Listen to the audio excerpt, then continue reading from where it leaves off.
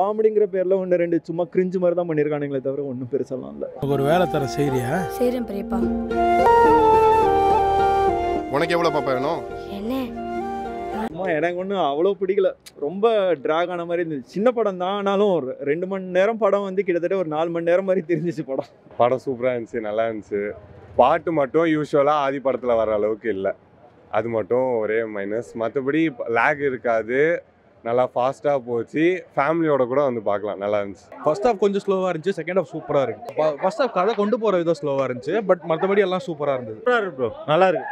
நல்லா வெறியா இருந்துச்சு தலை படம். வேற மாதிரி செகண்ட் ஹாஃப் தான் ப்ரோ படமே. லாஸ்ட் ஒரு 1/2 மணி நேரம் திருக்கி விட்டானுங்க.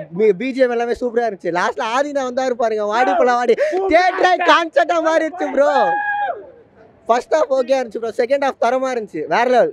சூப்பர்ண்ணா, செம்ம மஜா. சரியா எடுத்துட்டு பாதி கட்சியிலண்ணா கீர்த்தனாக அவருக்கு கல்யாணம் ஆச்சான்னு தெரில, அது மட்டும் காமிச்சா நல்லா இருந்திருக்கும். அவன் சொல்றானா, அவன்லாம் ஆடு படம் பார்ப்பான் போயிட்டு, கோட்டு படம் போயிட்டு அவனை போய் பார்க்க சொல்லுங்க. எல்லாமே நல்லா இருந்துச்சுண்ணா. இவங்களாம் கோயம்புத்தூர்லேருந்து வந்து பார்த்தாங்கண்ணா. இப்போ நான் பார்க்கணும், அதுக்காக கோயம்புத்தூர்லேருந்து வந்திருக்கோண்ணா. இப்போ பாதியோட ஃபேன். அவர் கோயம்புத்தூரில் தான் பிறந்தாரு. ஸோ அவர் பயங்கரமான ஃபேன். எல்லா படத்தும் பார்த்துருக்கேன். ஸ்டார்டிங் மியூசியம் இருக்கு ஒரு பயங்கரமான ஃபேன். ஸோ அவர் படம் இந்த கமலா தேட்டரில் பார்க்கும்போது ஒரு செலிப்ரேஷன் இங்கே வந்தால் நேரில் பார்க்கலான்னு சொன்னாங்க. ஸோ அதை உட்காந்து நானும் ஃப்ரெண்டை கூட கிளம்பி வந்தாச்சு. நான் எல்லாமே என்ஜாய் பண்ணேன். இப்போ ஆதினாலே என்ஜாய்மெண்ட் தானே, ஃபுல் என்ஜாய்மெண்ட் தான். பிஜிஎம் தானே தரமாக இருக்கணும். பிஜிஎம் கடைசியில் அண்ணனை பார்க்கும்போது ஒரு கை கொடுத்ததுக்கு அப்புறம் தான் ஒரு குஷி மனசுக்கு. நல்லா இருந்துச்சுண்ணா படம். விறுவிறுப்பே இல்லை, தெரியுது அடுத்த சீன் என்னன்னு தெரியுது. ஈஸியாகவே ப்ரெடிக்ட் பண்ண முடியுது. ஒன்றும் பெருசாலாம் ஒன்றும் இல்லை. ஸ்டோரி வந்து ரொம்ப பெருசாக இருக்கிறத அவங்க ஷார்ட்டாக டக்குன்னு சீன்ஸ் வச்சு லேக் இல்லாமல் கொண்டு போனாங்க. அவர் பெருசாக தெரியுதுன்னா பெரிய படம் மாதிரி இருந்துச்சுன்னு சொல்லியிருப்பார். லேக்காக போகல, பெருசாக நிறைய சீன்ஸை ஷார்ட்டாக டக்குன்னு கொண்டு போவாங்க. விஎஃப்எக்ஸ் சூப்பராக இருக்கு. அது ஏதோ சின்ன பையன் பண்ணான்னு சொன்னாங்க, ஆனால் அந்த மாதிரிலாம் தெரியல. படம் ஃபுல்லாகவே இதுதான், சென்னை பேஸ் பண்ணி தான் படம். சென்னையில் நடக்கிற ஈவெண்ட்டு, இந்த பாம்பு போடுறது, அதுதான் படம் ஃபுல்லாக. ஆதினா வந்துட்டார், அதுதான் வைபாய்ச்சி ஃபுல்லாக உள்ள. அதுதான் ஃபுல் எல்லா ஃபுல்லாக ஆக்ஷன் தான். ஃபுல்லாக காமெடி ஆக்ஷன் ஃபுல்லாக. என்ன கண்டென்ட்டா? சயின்ஸ் ஃபிக்ஷன்னு சொல்லலாம், ஃபேமிலி என்டர்டெய்னர்னு சொல்லலாம்.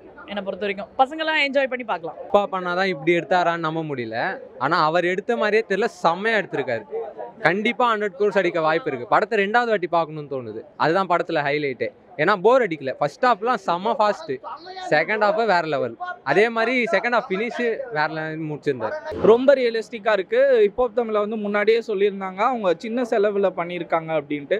ஆனால் இதை பார்த்தீங்கன்னா அப்படி தெரியாது, ஒரு ஹாலிவுட் ரேஞ்சுக்கு ஈக்குவலாக இருக்குது. ரொம்ப நல்லா இருக்குது. எல்லாருமே தேட்டரில் மிஸ் பண்ணாமல் பாருங்கள். இப்போ World War III நடக்குதுன்னா அந்த World War III பேஸ் பண்ணி அந்த மாதிரி ஒரு கதவை எடுத்துகிட்டு வந்திருக்காங்க.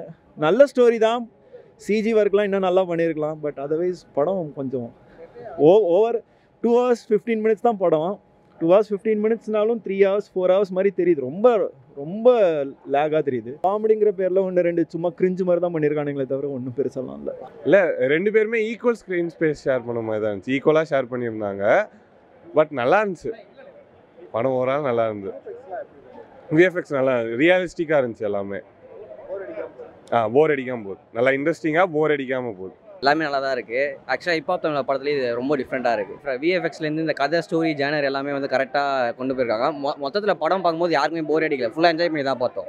ஸ்டார்டிங் டு எண்ட் இருக்கும் ஃபுல்லாக என்ஜாய்மெண்ட் இருந்தது, நல்லாவும் இருந்தது. ட்விஸ்ட்டும் நிறைய இருக்குது. விஎஃப்எக்ஸ்லாம் செம்மையாக இருக்குண்ணா.